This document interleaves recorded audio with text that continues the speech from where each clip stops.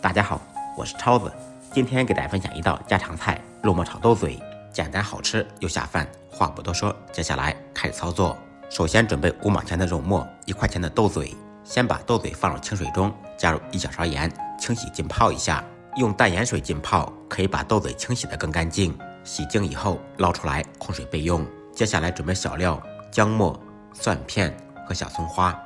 不能吃辣的朋友，再放2个小米辣锻炼一下，切成小圈。切好以后，一同放入碗中备用。起锅加入清水，放入1小勺盐，搅拌均匀，使盐化开。开大火把水烧开，水开以后放入豆嘴，在锅中焯水。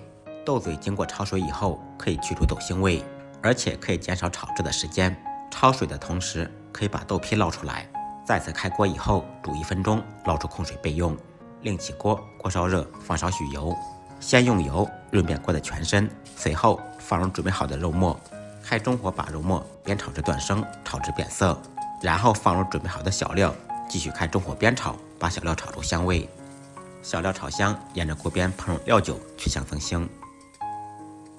放入焯水的豆嘴，沿着锅边烹入少许酱油，提鲜提味。这个时候改开大火，快速翻炒，动作要快，姿势要帅。翻炒个5、6、7、8下以后，开始调味，适量的毛毛盐，1点味精或者鸡精，1点点白糖，提鲜中和味道。继续大火快速翻炒均匀，使调料全部化开。重点来了，出锅之前淋入1点锅边醋，解腻增香。再淋入1点芝麻香油，翻炒均匀，起锅装盘。一道下酒下饭菜——肉末炒豆嘴就做好了。简单的家常菜，不一样的味道。如果您喜欢这道菜，可以点赞收藏。